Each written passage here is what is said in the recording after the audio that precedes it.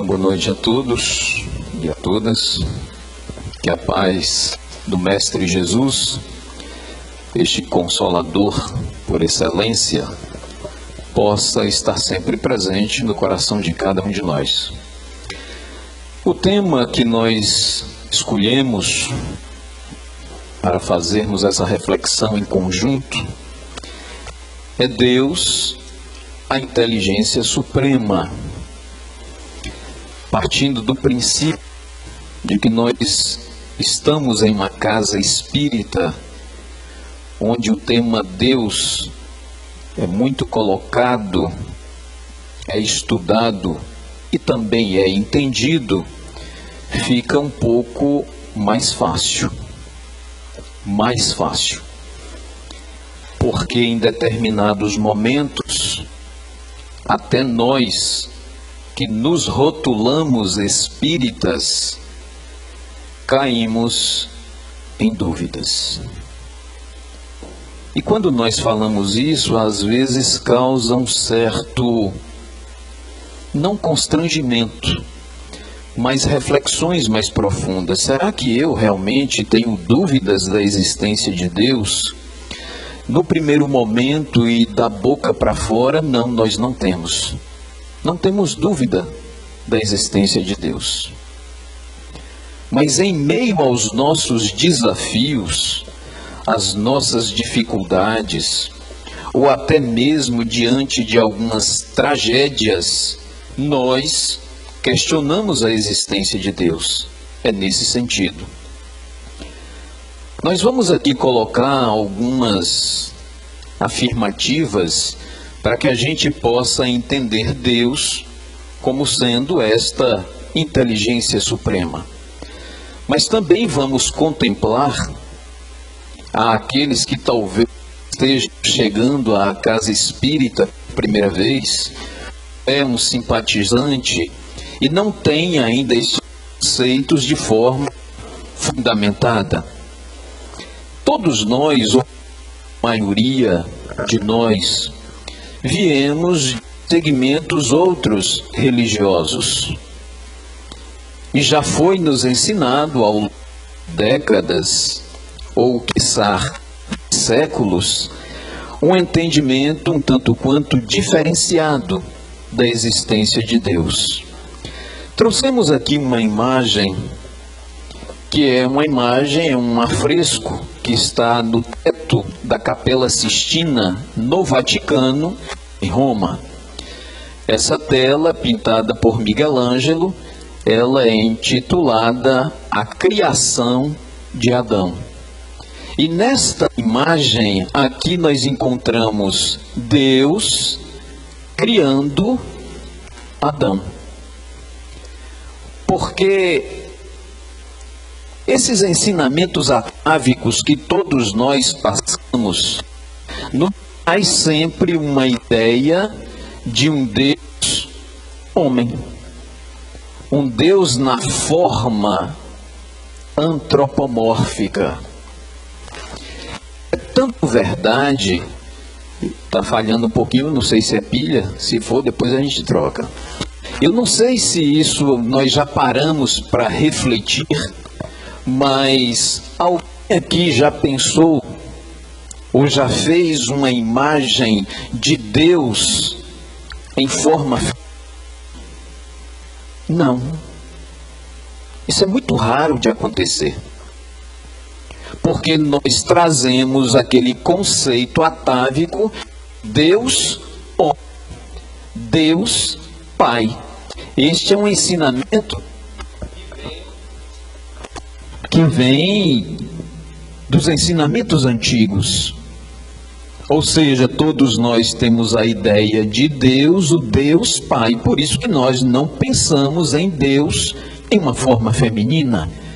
E se nós não pensamos em forma feminina, é porque inconscientemente nós já trazemos a ideia do Deus homem. E nós precisamos readaptar este conceito. Porque Deus não tem forma humana. Nós que estamos na Terra por um período até longo, alguns 10 anos, outros 30, eu já com 56 aqui na Terra, e outros com idades mais avançadas, nós acostumamos com este corpo físico, nós já nos adaptamos como espíritos transitando aqui na Terra em um corpo e imaginamos Deus à nossa imagem e semelhança. É por isso que no inconsciente nós trazemos a ideia de Deus, um Deus antropomórfico. Nós, não nós espíritas, nós, humanidade.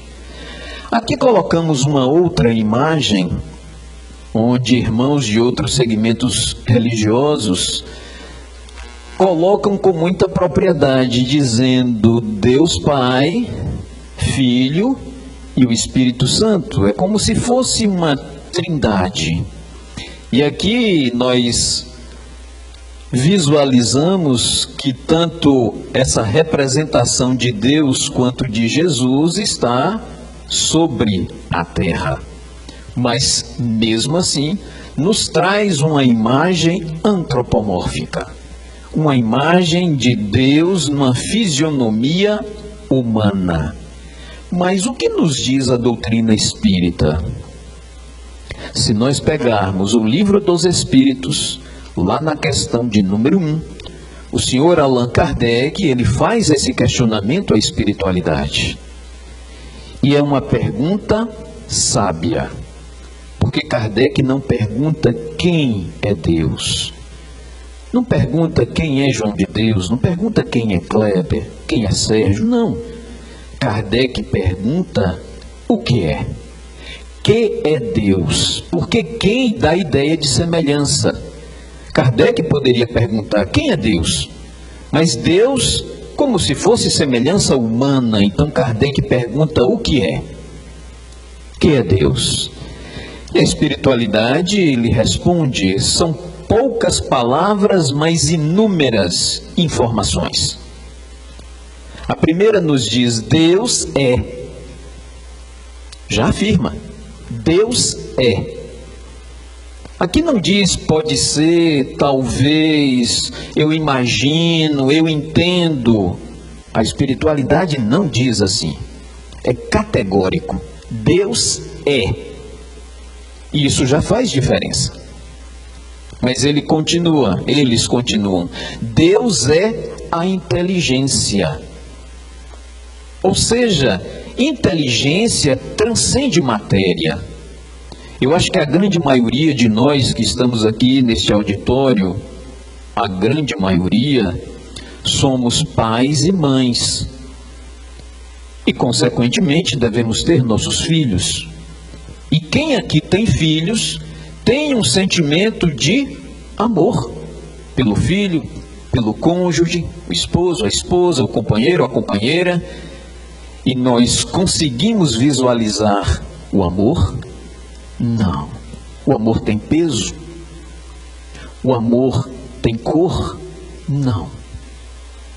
Amor se sente. É um sentimento.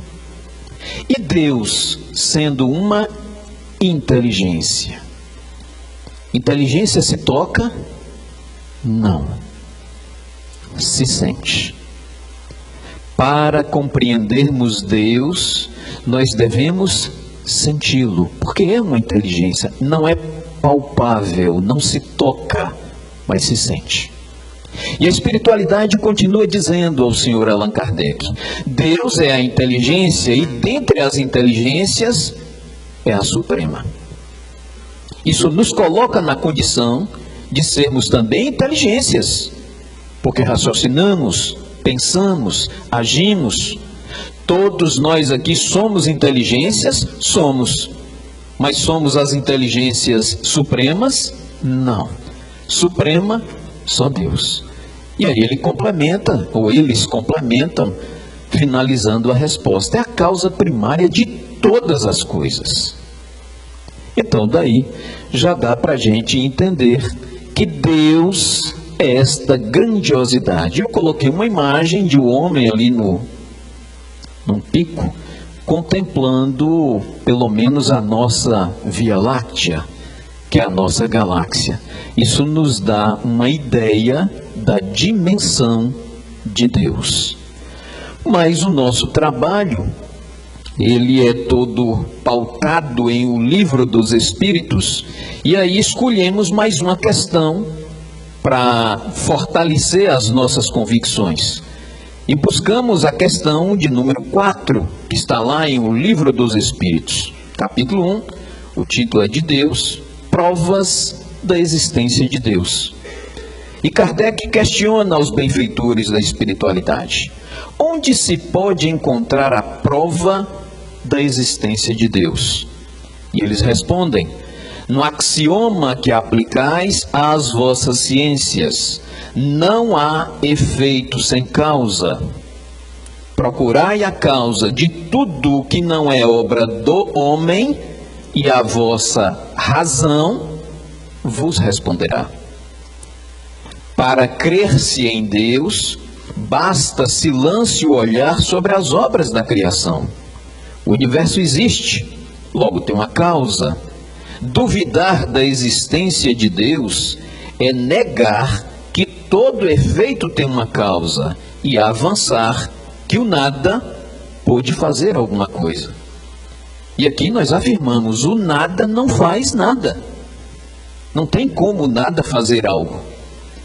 Então, tudo que existe não é obra do homem, consequentemente, por essa analogia, é obra do Criador, de Deus. Então, nós precisamos entender estas provas da existência de Deus. Nós pegamos o trabalho de um americano, por nome de Dr. Cressy Morrison, e Divaldo utiliza muito o trabalho de Dr. Cressy, já desencarnado há pelo menos uns 8 anos, e ele pesquisou muito sobre Deus. E ele diz assim que há grandes razões para que todo cientista, ele não está dizendo homem comum, todo cientista que sempre busca a verdade, possa compreender a existência de Deus. Então ele dá alguns conjuntos de informações para que todos nós tenhamos esta convicção. E aí trouxemos essas reflexões que servem para o dia de hoje. Então, provas da existência de Deus. Escolhemos aqui o primeiro conjunto, vida. Que palavra maravilhosa. Nosso companheiro Dirley Bonfim colocou aqui o Black Friday. O quanto o homem ainda está buscando, ou ainda tem essa necessidade exagerada, porque necessidade todos nós temos, das questões da matéria, mas é o excesso. E nós precisamos entender qual é o objetivo da nossa vida. Mas que vida? Vida, existência? Não, aqui nós vamos falar de vida de uma outra forma. Vida humana. Eu gosto de trabalhar só com imagens. Textos é muito pequeno, porque há quem diga que vale mais uma imagem do que 1000 palavras. Vida. Imagine nós no meio a uma multidão. O que é vida? Mas nós aqui não estamos falando de vida simplesmente do homem. Estamos falando de vida, mas vida nas plantas, que germina. Como isso cresce? Como isso se transforma? Mas, saindo da vida dos vegetais, nós temos também os animais. Quem os criou? Com a beleza, com as particularidades, com as individualidades. Mas quando nós falamos em vida, para a ciência acadêmica, vida é outra coisa. Não é ser humano, não são animais, não são plantas. Vida para a ciência acadêmica está na questão de células. Quem criou as primeiras células? Quem criou a vida? Porque quando nós homens, a NASA ou as agências espaciais europeias, Quando manda uma sonda para um determinado planeta, eles afirmam lá não tem vida. Não são pessoas, não é gente transitando, não são animais. Vida, que vida? Celular, microbiana, bacteriana. Isso é que é vida para a ciência. Só que se nós pegarmos a luz da doutrina espírita, existe um produto chamado protoplasma. O protoplasma, para quem não tem uma percepção maior, eu poderia fazer aqui uma correlação com a albumina, aquela clara do ovo. É um material gelatinoso. E segundo a ciência acadêmica, se sobrasse ou se houvesse um grande cataclismo na Terra e que destruísse tudo, 100% ou 99,99% da vida na superfície do planeta Terra. Mas que sobrasse apenas uma gotícula desta substância chamada protoplasma. Uma gotícula. E que se nesta gota incidisse raios de luz, calor, houvesse uma combinação de oxigênio, hidrogênio, e caísse sobre esta gota de protoplasma algo como vapor d'água, luz, calor e mais um componente, vontade do Criador, as células começariam a se reproduzir novamente. Vida. E segundo a própria ciência acadêmica, depois de alguns milhões de anos, o planeta Terra estaria completamente reflorestado. E depois de mais alguns milhões de anos, a vida estaria como está hoje. É vida. Mas quem controla tudo isso? É o acaso? É uma grande explosão que tem um conhecimento de vida? Não. Há algo que transcende a tudo isso e que nós denominamos de Deus. Eu prefiro a palavra Criador. Mas nós vamos encontrar também provas da existência de Deus naquilo que nós chamamos de razão. Razão é o pensamento, é a inteligência. Razão nos dá a oportunidade de compreender o que está certo do que é errado. E só de nós termos razão, isso nos dá a oportunidade de compreender que há algo que é muito superior a nós e que nós denominamos de Deus. Entendendo esse processo da razão, nós fomos buscar em O Livro dos Espíritos, questão de número 6. Olha o que Kardec pergunta à espiritualidade com relação a Deus. O sentimento íntimo que temos da existência de Deus, ou seja, todos nós temos esse sentimento. Isso não poderia ser fruto da educação, ou seja, todo mundo ensinando Deus existe, Deus existe, Deus existe. E mais ainda, não seria resultado das ideias adquiridas de tanto as pessoas falarem, eu posso adquirir essa ideia e de fato dizer, Deus existe. É isso que Kardec está perguntando. O sentimento íntimo que temos da existência de Deus não poderia ser fruto da educação, resultado das ideias adquiridas? E olha o que eles respondem. Se fosse assim, por que existiria nos vossos selvagens este sentimento? Aí os selvagens têm esse sentimento? Tem. E aí nós traduzimos isso para imagens. O que nós colocamos? Aqui nós colocamos uma floresta amazônica densa. Tem áreas da região amazônica com esta floresta que você anda 300 quilômetros sobre árvores, sem ter uma cidade. Então, como essa imagem é do alto, vamos imaginar de que todos nós estejamos aqui em uma aeronave. muito munida de equipamentos, tem sonares, radares, câmera infravermelho que consegue detectar pessoas mesmo por debaixo das árvores. Vamos imaginar que tenha um GPS de última geração.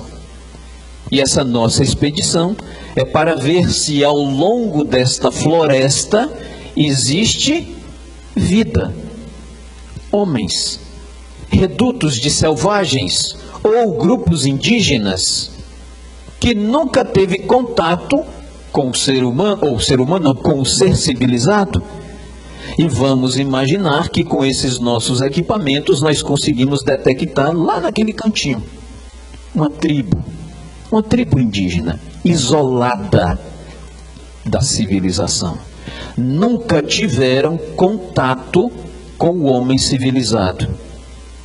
O que nós vamos fazer? Nós vamos registrar nestes equipamentos da aeronave local, distância, através do GPS, através das câmeras de infravermelho, saber quantas pessoas estão naquela comunidade. E aí nós vamos fazer uma grande expedição para chegar lá. Pode demorar 30 dias. Nós vamos andar pelos rios tortuosos até chegar no local daquela tribo indígena. E vamos aqui fazer uma elucubração de que sejamos bem recebidos por essa tribo. Vamos levar alguns adornos, fitas, colares, espelhos, e que eles adorem os presentes. Isso é uma suposição de que sejamos recebidos como amigos. E para retribuir essa amizade e estes presentes, logo mais à noite, aquela tribo indígena, ela vai dançar. Vai acender uma grande fogueira e vai dançar. E vai agradecer a quem? Deus. Mas quem disse para esses selvagens que Deus existe? Como? Questão 621 de O Livro dos Espíritos, onde está escrito a lei de Deus? Na consciência. E aí dá para nós entendermos a existência de Deus na razão. Provas da existência de Deus é um outro campo para nós analisarmos, e é no instinto dos animais. Isso é fantástico. Dr. Crécy Morrison, ele trabalhou durante 10 anos nesta pesquisa. Então nós vamos conseguir compreender Deus no instinto dos animais. E aqui nós colocamos o nosso concorrente. Ali tem um João, mas é de Deus. Aqui tem um João, que é de barro, e é um construtor. Eu, como engenheiro civil, tenho um concorrente e desleal, porque nós passamos 5 anos na faculdade. João de Barro já estudou em faculdades? Não, mas constrói tão bem ou melhor do que a nós, porque ninguém ensinou. Ou seja, há um controle, há uma grandiosidade que nós chamamos de um Criador, que dá ao instinto desses animais condições de sobrevivência. Isso não é ao acaso. E o João de Barro, ele começa a construir a sua casa com particularidades que nós desconhecemos.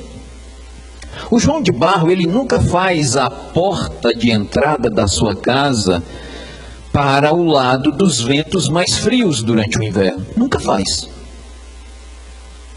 Pode ser que tenha ventos frios, mas os mais intensos de inverno ele só faz com a casa, a boca ao contrário. Quem ensinou? João de Barro, será que tem instituto de meteorologia para estar ali consultando dia de chuvas, frios? Quem ensina para o João de Barro? Nós estamos tendo a oportunidade dos ensinamentos acadêmicos, ou até da casa espírita, ou de conhecimentos gerais. E nós estamos avançando. E as plantas também. E os animais também estão em processo de evolução. Nós temos um cãozinho lá em casa, que ele só falta falar. Mas ele identifica tudo pelo barulho da chave, quando o carro está abrindo o portão. Ele já sabe de todos os ruídos. é de uma capacidade de raciocínio de cão que a gente desconhece. Então os animais estão em processo de evolução? Estão. E o João de Barro? Também. João de Barro hoje já está construindo pequenos condomínios. Falta de tempo. Claro, é uma adaptação.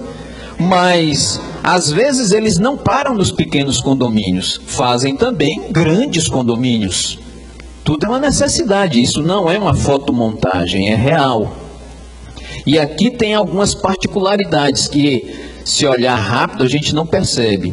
Essa porta está aqui para a esquerda, essa porta está à direita, à direita, à direita. Aqui já virou de novo esquerda, esquerda, esquerda, e ali virou de novo direita. Por quê? Porque tem lados frágeis. Esse lado é mais frágil do que esse. Então, quando você constrói uma, duas, três, tem que mudar, porque senão desaba tudo. Mas quem ensinou isso para o João de Barro? Quem? Isso é o instinto. E o instinto emana do Criador.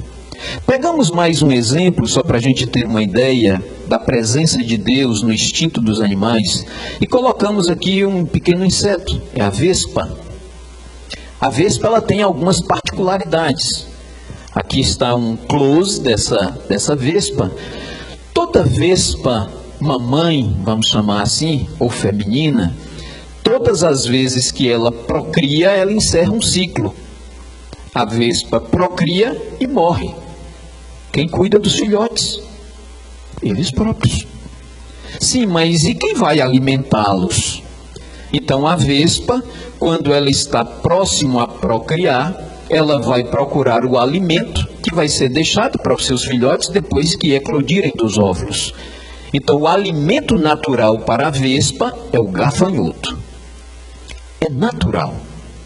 E a vespa, ela inocula uma quantidade de veneno no gafanhoto que o paralisa, mas não mata. E o Dr. Cressy Morrison disse que trabalhou 10 anos nessa pesquisa e nunca conseguiu paralisar um gafanhoto. Paralisar de forma efetiva, essa paralisação era muito momentânea, muito rápida. E logo em seguida ele voltava porque tinha vários condicionantes. O tamanho do gafanhoto, a espécie do gafanhoto, a quantidade do veneno, a própria seiva para produzir o veneno, mas a vespa não, ela sabe. Quem ensinou para a vespa?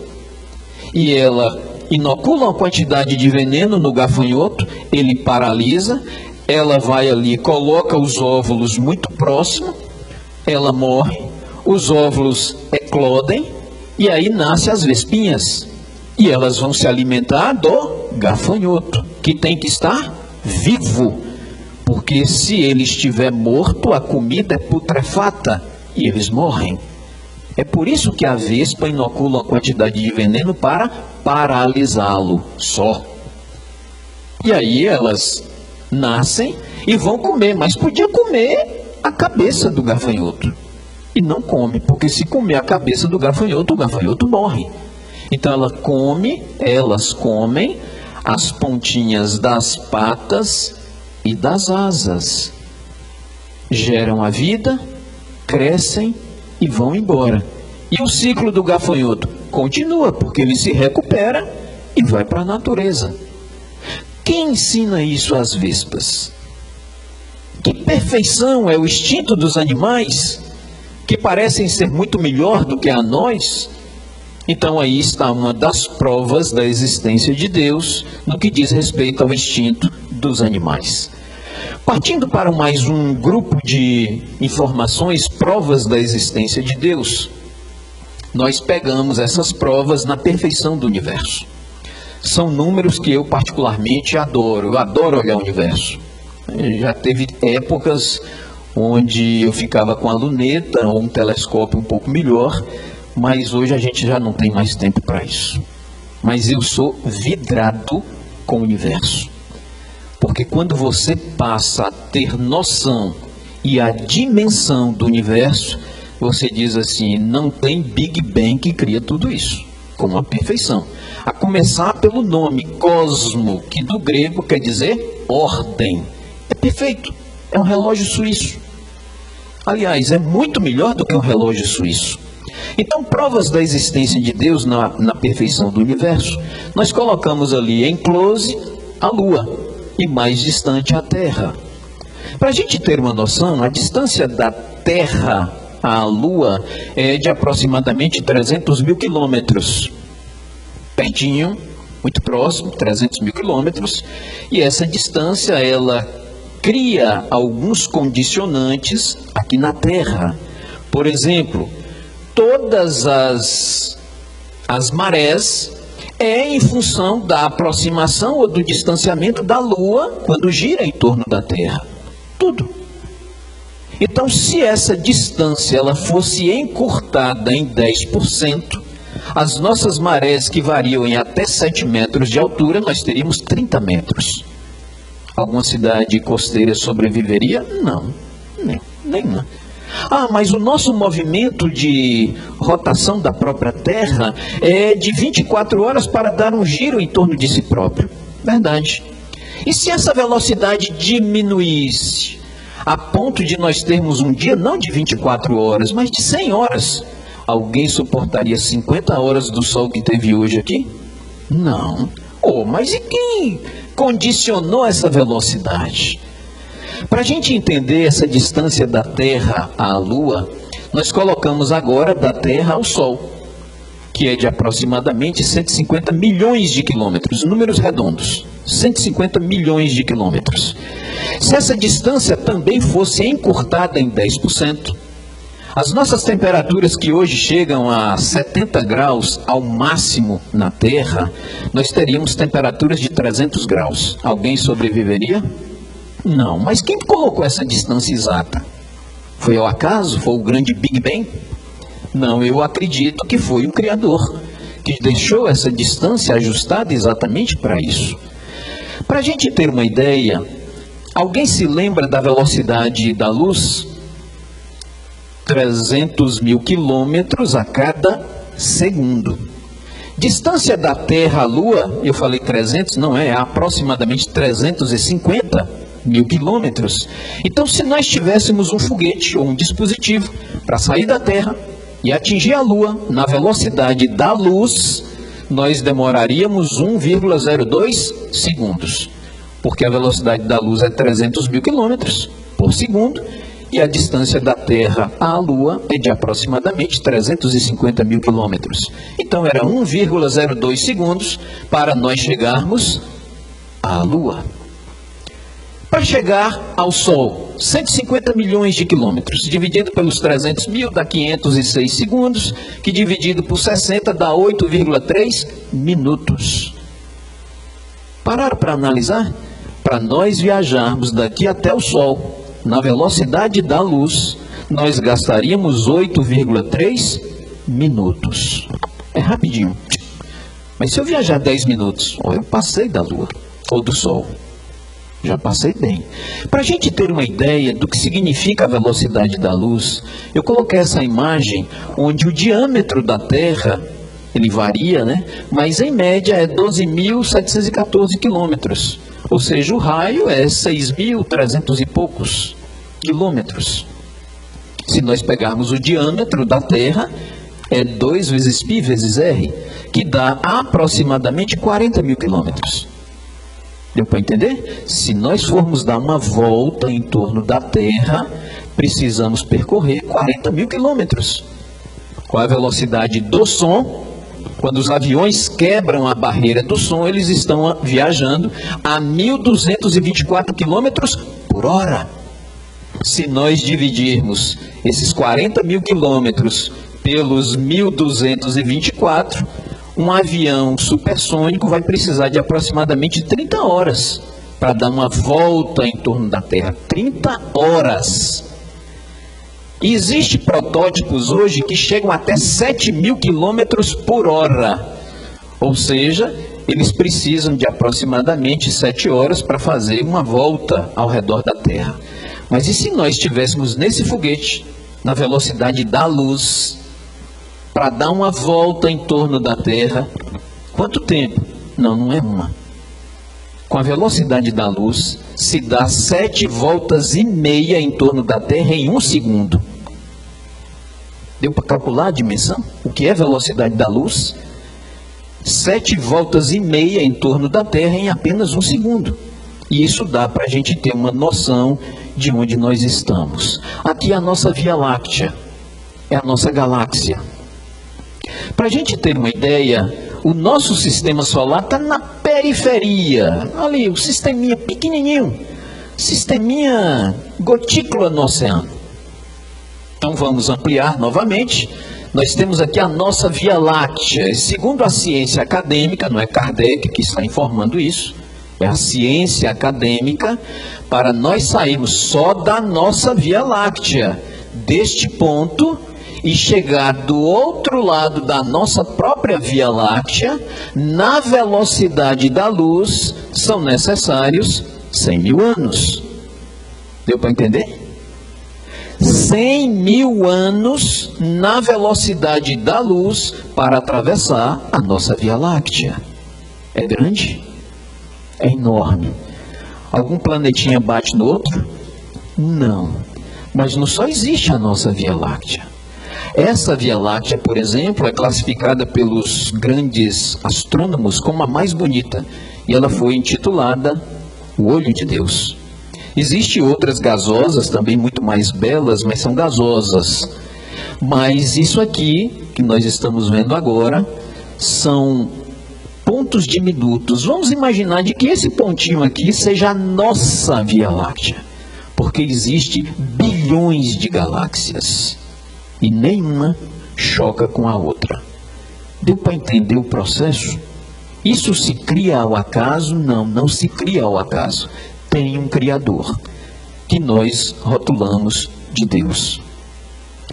Provas da existência de Deus no microcosmo, e nós vamos fechar ali nos 10 minutos para ser cravado, mas que dá vontade de falar até meia-noite, dá. Então, provas da existência de Deus no microcosmo. Eu coloquei essa criancinha aí, linda e maravilhosa, olhos que parecem jabuticabas, linda. E quando nós falamos provas da existência de Deus no microcosmo, eu gostaria de chamar a atenção para algumas coisas que estão em nós. Nós, corpo físico, porque nós somos espíritos, mas estamos em um corpo físico. Então, quando colocamos essa imagem, nós precisamos compreender a perfeição do corpo humano. E é de uma perfeição que a gente nem imagina. Alguém levantou hoje pela manhã e disse assim, eu vou respirar, porque senão eu vou morrer. Não, ninguém pensa nisso. Agora eu vou levantar o pé direito, vou seguir, agora eu vou com o pé esquerdo. Alguém para pensar ao andar? Não. Alguém pede para o pulmão respirar? Não. Alguém aqui pede para o coração bater? Não. Funciona metodicamente, todos os dias, de todas as individualidades humanas. Mas quando nós estamos falando de corpo humano, eu pego aqui uma visualização que eu aprendi com Haroldo Dutra. E achei essa correlação de entendimento maravilhosa. Haroldo nos diz assim, se nós pegarmos uma maçã e dividir ao meio, cai 2 bandas. É uma banda de maçã e uma banda de uva, ou cai 2 bandas de maçã? De maçã. E se eu pegar agora algo que corte... Opa, voltei aqui a imagem. Não, é ao contrário.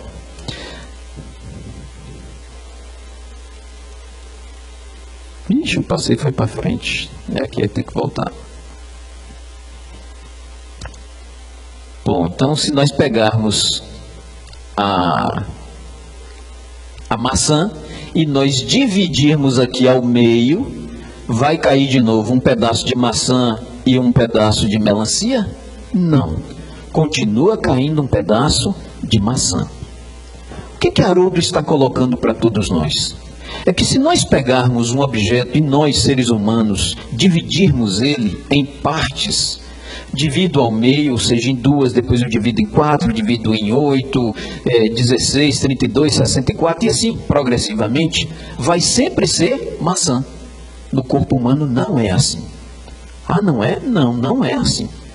funciona como no corpo humano? Depois da fecundação do óvulo com o espermatozoide, cria-se uma célula. E depois essa célula se divide ao meio, a maçã dividida ao meio. E depois ela divide não só em duas, divide em 4. E depois de 4, divide em 8, divide em 16 e assim, na sequência. Mas cada célula dessa que se divide, ela se transforma. Porque uma vai formar os rins, outra vai formar o coração, outra vai formar o sistema linfático, o sistema circulatório, o sistema renal, a orelha, os dentes. Então, quando você divide, ela divide, mas cai uma coisa para um lado e uma coisa para o outro lado. E quem cria isso? Que mecanismo perfeito é esse, se não há um Criador? Então, nós precisamos compreender que Deus existe. Esse é o processo, mas nós não acreditamos. Ou pelo menos nós temos dificuldades em acreditar na totalidade. Quando uma mãe vê um filho, uma filha, atingido por uma bala perdida, ela se indaga: que Deus é este? Deus não existe. E em meio às nossas dificuldades, nós podemos passar por esses questionamentos. E questionamos a existência de Deus. Para a gente finalizar, ainda neste microcosmo, eu coloquei aqui o sistema imunológico. Nosso sistema imunológico é perfeito. Alguém aqui acha que trouxe algumas bactérias no corpo? Eu vou dizer, olha, vocês não podem achar, vocês têm que ter certeza, porque todos nós trouxemos. Trouxemos bactérias em nosso corpo, e alguns podem estar com vírus. Alguém aí sabe? Não. Mas nós temos um sistema imunológico que reconhece isso, independente de eu mandar. Então é como se as células tivessem mais inteligência do que a mim. Ou seja, eu não sei que tenho bactérias e não estou dizendo a elas, vá e combata essas bactérias, combata os vírus. Eu não digo isso, mas elas fazem. Sob o comando de quem? Do Criador. E mais próximos de nós, a espiritualidade. A espiritualidade consegue fazer com que estas células, elas vibrem de acordo com as nossas necessidades. Então, se tiver um mosquitinho, Aedes aegypti, voando aqui, parou em você, picou em mim, você vai ter febre, você vai precisar recorrer ao médico, eu também. Você tem uns sintomas, vai ter vômito, alguma coisa, e eu vou agravando. Eu entro numa febre hemorrágica e eu desencarno. Mas por que eu desencarnei e você não? Porque era o meu momento, não era o seu.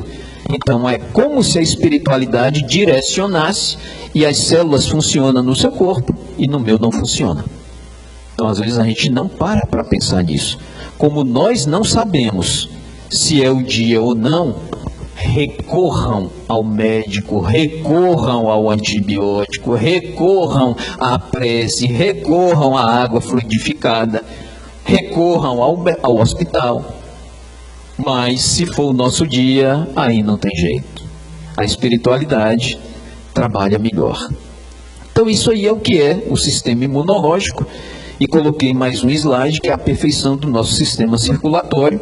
Aqui está uma imagem que representa toda a circulação humana. E se nós pegarmos todos os vasos, veias, artérias e pegarmos os capilares e enfileirarmos um atrás do outro, se eu conseguisse tirar a veia cávica, se eu conseguisse tirar as veias maiores e fosse dissecando e enfileirando uma atrás da outra, vocês acham que daria para ir ali na Barra do Choça e voltar? Dá. Será que daria para ir em Salvador e voltar? Dá. Ah, mas eu quero ser mais chique. Será que dá para ir lá em Paris? Dá para ir e voltar. Então, resumindo, o único corpo humano possui aproximadamente 95 mil quilômetros. Um único corpo humano. E quem diz isso é a ciência acadêmica. Ou seja, você está aqui. Se pegar todos os vasos, veias, artérias e capilares e enfileirar, dar os 95 mil quilômetros, significa 2,5 voltas em torno da Terra. Um único ser humano. Que perfeição! Que fragilidade! Porque se pegarmos um cianureto de potássio, micro que seja, e injetar na veia do nosso corpo, nós vamos desencarnar. A mesma forma que tem a perfeição, tem também as deficiências. Então nós precisamos, de fato, acreditar em Deus. Aí estão provas da existência de Deus. O bom era um seminário, mas como não dá tempo, a gente tem que falar bem rápido. Então, provas da existência de Deus, se alguém questionar, será que Deus existe? Não coloque a interrogação. Afirme, Deus existe. E de Deus existir, nós vamos agradecê-lo. E encerramos as nossas palavras dizendo, olha, Deus existe. E Ele está tão perto de você. Mas eu não acreditei. Na cama fiquei, no hospital parei e eu adoeci. No sonho alguém levou-me no alto de uma montanha. Mostrou-me a natureza, as flores e o mar. E disse-me, olhe para dentro de si, pois é aí que Deus está. Então, tomado de uma imensa alegria que até então não conhecia, eu o senti. Deus sempre esteve aqui, simplesmente eu é que não o percebi. Muita paz.